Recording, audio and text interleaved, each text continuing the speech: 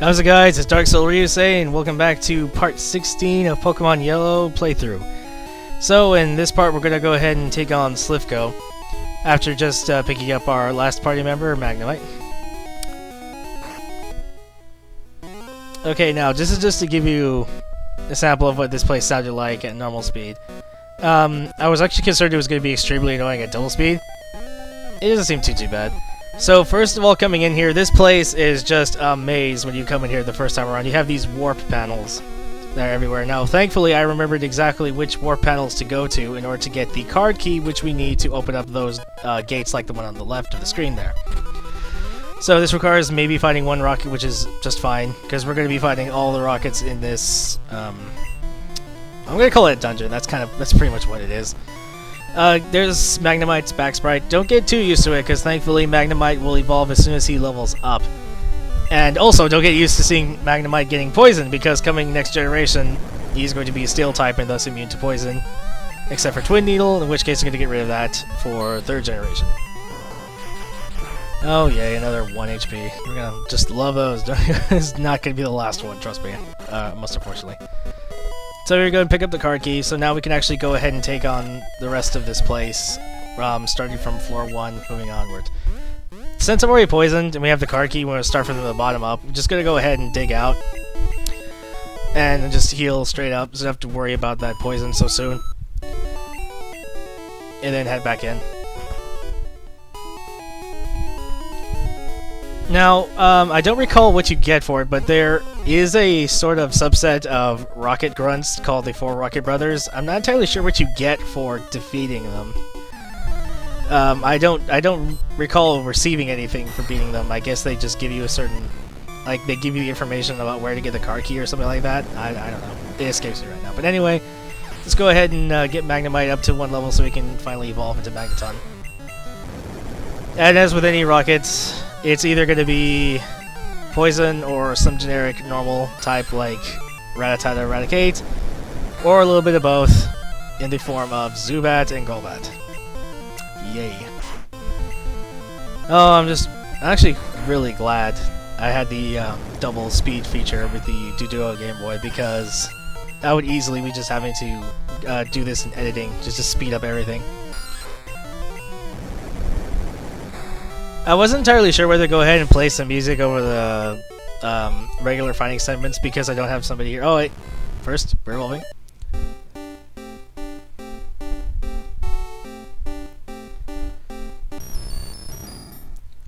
Alright, we have our Magneton, whose special and defense go up exponentially. Okay, maybe not exponentially, but they certainly go up a lot. Let's see here.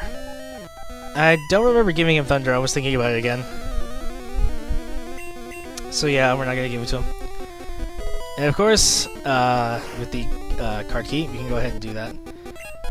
You can open all the gates and get all the extra stuff that might be there. She gives you TM36, which I believe is self-destruct. Or yeah, it's self-destruct. You pick up the TM for Explosion later. I believe it's in Victory Road. But anyway. Also, another reason that I'm glad that at least I had the doubles play feature on while playing this is that every single time you open up a gate with the card key, it plays that little jingle and that message that you can open the gate. I got that the first time.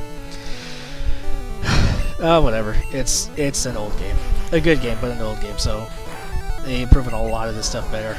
One such being that you don't have to keep on going inside your menu, select a Pokemon in order to use an HM move that they know. You just have to go up to the item, or sorry, not the item, the object or panel, I guess. Press A, select it, and then if you can use an HM move, you have it in the party, it says you want to use it, and you say yes. Oh, but that's a little bit later from now. Of course, after Pokemon Yellow, we are going to be going on to Pokemon Crystal. Now, as of this recording, I've actually already finished the series. I've already finished recording it. I've done some voiceovers for some of the more bigger stuff like the finale and the bonus videos. So, if I talk about upcoming stuff, that's why.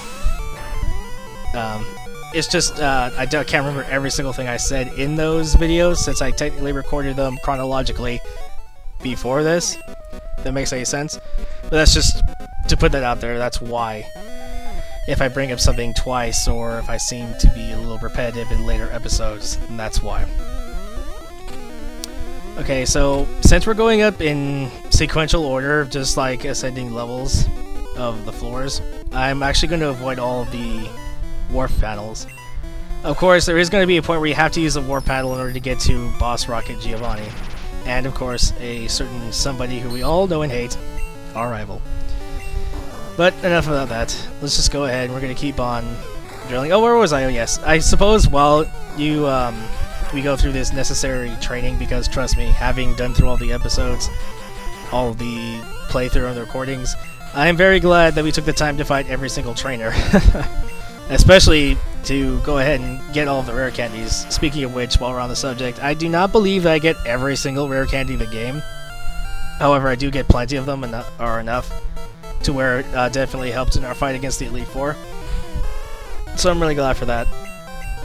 But now, I digress. Back to what we were talking about. Oh yes, the channel's feature in Pokemon. So, yeah, what you're effectively going to do is that, since they're out already, we're going to go ahead and play the deluxe versions, or the third installments of a generation of games. And for those who do not understand or know exactly what I'm talking about, for every generation, they've kept up this same pattern. For example, let's look at the first generation. We had 2 games. We had Red and Blue. And then we got this, Pokemon Yellow, which actually acted as a sort of combined or deluxe version of the 2 previous games. This pattern will continue with Gold and Silver, and then the deluxe version being Crystal. So in which case, the next Pokemon game we're going to play is going to be Crystal. That being said, for 3rd generation, with Sapphire and Ruby, or Ruby and Sapphire, I guess I said those out of politically incorrect order, then we're going to be playing Emerald. I'm sorry, I just noticed that self-destruct. That really good tactic of digging at that choice. And then, of course, we're going to go on to Platinum, and then this is where they actually change things a tiny bit. Instead of having a Pokemon Gray to Pokemon White and Black, they actually went ahead and pulled a sort of fast one on us and gave us sequels to both versions, which I gotta say, I kind of don't understand why. But, you know, whatever. We'll talk about that more another time, when the time comes. Now, another thing I actually wanted to play was that, as some of you may or may have not guessed if you've watched my videos up to this point, is that I enjoy watching speedruns and have dabbled a little bit on the side off-screen myself so far. Now, I don't at any particular point, because I just don't have the time for the dedication to actually learn a game to speedrun. Not in the sense of going for score, not for like getting any records. Now, in a future installment, when I get a better capture card, like I said, I tried with the Roxio, but it was too much for my basic laptop that it fried the motherboard.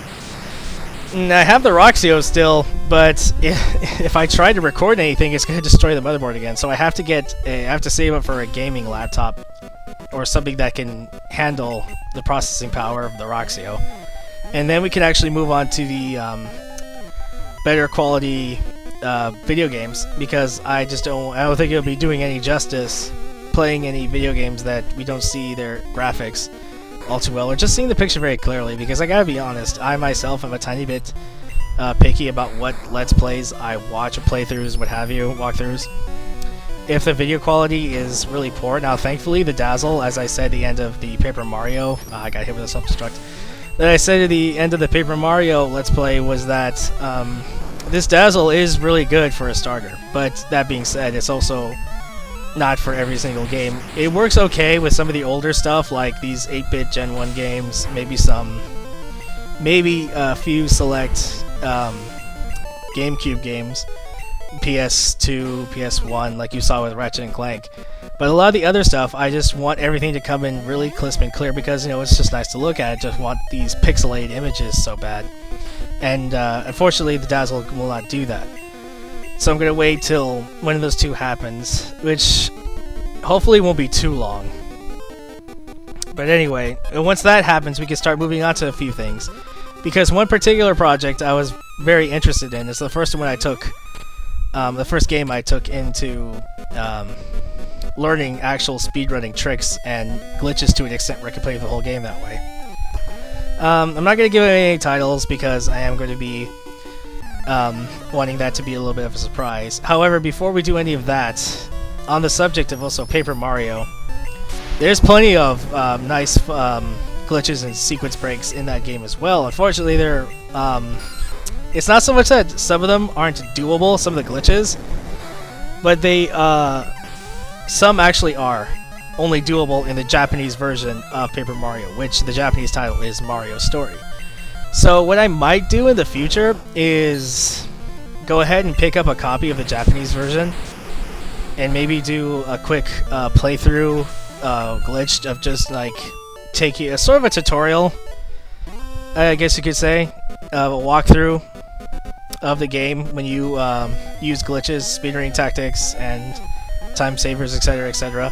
Because really, even though you don't have to speedrun for score, you know, speedrunning is totally up for just being a fun thing, and it is fun, trust me. Now, granted, some of the glitches in some particular games can be harder than others, it's very frustrating, but once you get them, it's a really satisfying feeling alone. And what I want to do is show them off to you guys, explain how they're done, and actually give you an example of how somebody learning these glitches and let you know what my trials and errors were when I was learning the glitches, etc., etc. And it's just really fun. So what we're probably going to do is wait until... What I'm going to do is, instead of just assuming that everybody has seen the normal playthrough of a game, because when you do speedruns and sequence breaks, it's not going to look all that amazing if you don't know how the game is normally played to begin with. So what I'm probably going to end up doing is we're going to do a regular playthrough of the game via just regular Let's Play. And then we're going to do like a glitch playthrough. And then we'll just go from there. And another thing I was noticing on the Speedruns Live is where I watch most of the speedruns, ever since the Awesome Games Done Quick 2012 marathon especially. I really liked the speedrunning aspect of games because ultimately it's a new gaming experience for a game you've played before. And it's really exciting and really awesome. I had a fun time just playing through some of the older games normally before I went ahead and took them on via sequence break or glitch run. And I want to spread that around because it's just awesome. One other thing I noticed with Pokemon in particular is that while Pokemon, particularly a speedrun, there aren't too many sequence breaks. I mean, there are some glitches here and there, especially in the older games. But more so than not, just a really fun experience in and of themselves are randomizers. And randomizers are a really fun program where you can actually take... It has to be done on emulator. You can take any of the Pokemon games, you put it in the randomizer program, and it pretty much does just that. You can randomize anything and everything. You can randomize Pokemon types, the moves they learn, what kind of moves they can learn, and even their types. Now, granted, some of this stuff can get really crazy because, like, this Kadabra could be bug type in the randomizer. And you would have to go through trial and error to figure that out in attacks. But when it comes down to it, I was wondering, or actually thinking, that as far as the Pokemon games are concerned, what I'm probably going to do is, for example, we've already done the playthrough, we're doing it right now for Pokemon Yellow, and what I'm going to do a little bit on the side is, we're going to be playing Pokemon Yellow, but randomized style. And what we're going to do is, we're going to randomize the Pokemon, even the starter Pokemon you can get. So instead of getting Pikachu, even though... script-wise, through the game, it'll say you get a Pikachu. You actually get one Pokemon at random. And it'll just go from there. The types of moves it has to begin with is random, and it's just really fun. It really also tests some of your knowledge of Pokemon as well. Of course, being the one playing it, I'll be the one who has to know all that stuff, and of course I'll explain everything accordingly. I just think it'll be really awesome and fun to have, because I've been playing a little bit of it. I haven't completed any of the Pokemon games that haven't been randomized yet, but it's pretty crazy in a really fun and hilarious way when you run into a legendary in the wild, and it's one of your first encounters. So yeah, I got this big old legendary at level 4, and it knows a ton of random moves it shouldn't know. It's kind of the equivalent to having Vulpix here know Solar... Well, actually, gotta think of it, I think Vulpix can learn Solar Beam at some point, but... Okay, let's do something random, like Hydro Pump, you know? It's just hilarious to watch and to just go through. It's an experience, and it's a fun one. Now I'm hoping to do that a little bit later. Let's see here.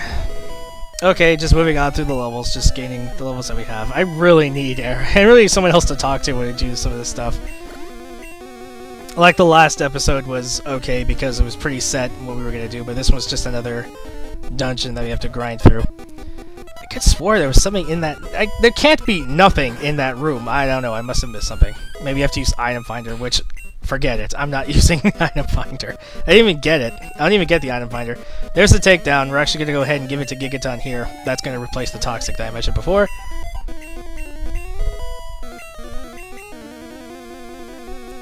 And come to think of it, this is the floor where we actually got the card key, so I'm gonna say off the top of my head this is floor 4, so now we're on to floor 5. There's one of the Rocket Brothers. Again, I have no idea if you get anything for beating them, but because Silph was such a big dungeon, we're gonna go through all of the levels. This is gonna go ahead and be 2 parts, so for part 17 we're gonna go ahead and finish it up. I believe we are actually going to go ahead and take on the rival in that part, but I'm not entirely sure if we go through with it and take on Giovanni.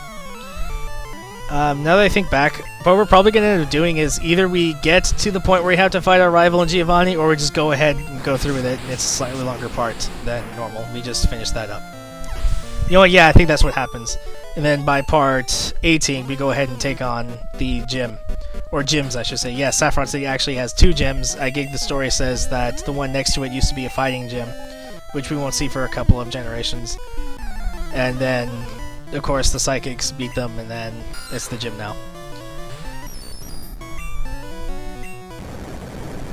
Okay, and then, yeah, it's gonna seem like an abrupt end, but just a heads up, that's what's gonna happen. Okay, so we're getting levels really fast here, thankfully.